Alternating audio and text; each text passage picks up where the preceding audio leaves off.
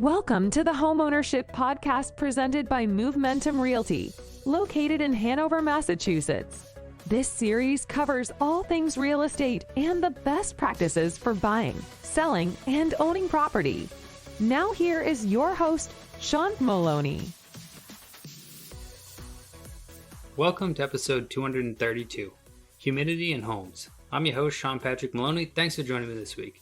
This week I want to talk to you about an issue that a lot of places have, and that's humidity in homes. The pros, the cons, what can you do, what should you do, and how can you handle that humidity? So first off, when it comes to letting in the fresh air, it's important to remember what type of air quality are we letting in. Oftentimes on these warm summer days, we open up the windows at night. What does it do? It brings in very moist air because the hot air attracts the cold to come in, and what happens? It condensates everywhere, on the windows and all over the place, creating lots and lots of areas of moisture. The thing that can happen here is we can lead to having growths, such as mold. So we got to be really careful about the air quality inside of our homes during these times where it's so easy to make mistakes, right? Because it's like, okay, well, I'm saving money on energy. Well, the truth is, if you get mold and you have to rip out a wall, or it leads to decay of the home early because you don't realize it, but the water from the windowsill is going down into the wall, and what's happening is it's rotting the wood.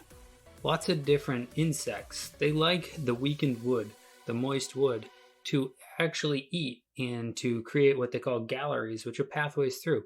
So by having this wet, constantly molding and rotting wood, our house can really quickly decay. So humidity levels are more important than they seem. Might seem like it's just like a high level thing of like the comfort of how thick it feels or how thin it feels, but with all the different fabrics, different things we have in a home, we got to control it. A humidistat is an important thing to know about. So this is just a little device that is in a lot of thermometers now. So when we see like some of these things you can buy on Amazon, Target, lots of places like that, where you have multiple different sensors in different rooms and it tells you the temperature, often now they tell you the humidity. This is great because you can scatter them about the house, basement, bedrooms, high level, low level, and see the different humidity levels because it greatly varies across a home.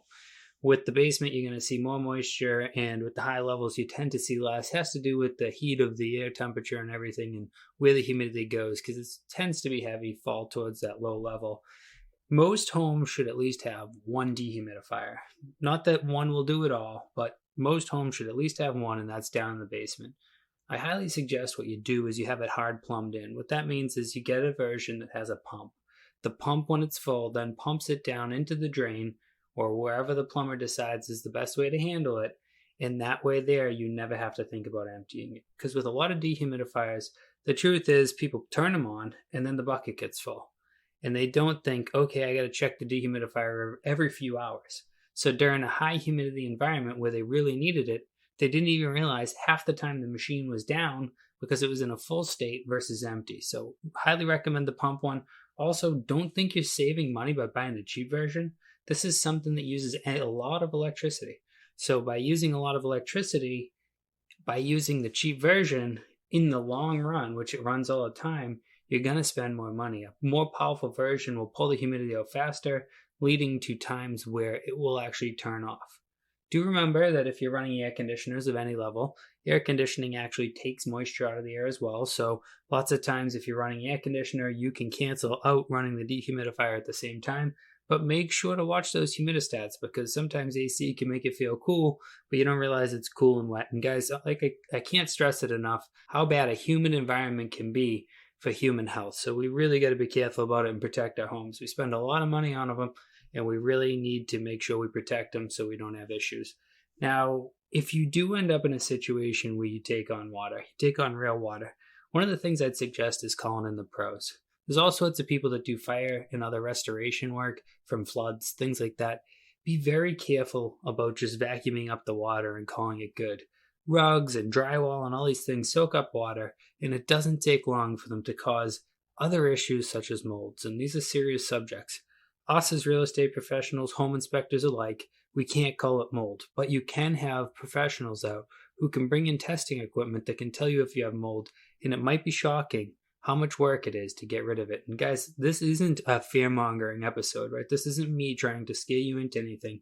This is me trying to extend a professional courtesy to educate you on it's not just saving AC, it's actually damaging your home. So again, the air conditioner, dehumidifier, great things to watch. The other thing you can do is on Weather Channel and other places, you can actually look at the humidity out. So if you plan it right and you open your windows when the humidity is perfect, like say it's in the 50s, you can allow the humidity from your home to walk right out the door, right out the window, and you can pay nothing for it. So planning your day of opening and closing the windows, not just based on temperature, but based on humidity, can save you a lot of money in the idea of cooling and in the idea of getting rid of that humidity. And why do I say cooling? Well, sometimes the real hot feeling of a house is the humidity within it. So even though you let in warm air during the day, it may feel cooler later on at night, because when you cool that air down with your air conditioner, it's going to be drier air, which is going to lead to a better night's sleep.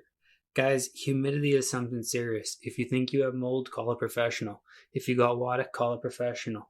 Don't just band-aid it. It is something that can hurt your health. Thank you so much for listening to today's episode. I hope you got something out of it.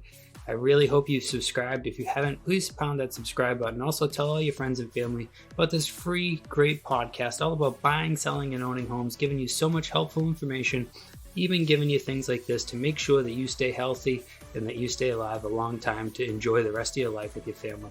Thanks so much for listening, and I look forward to talking to you next week.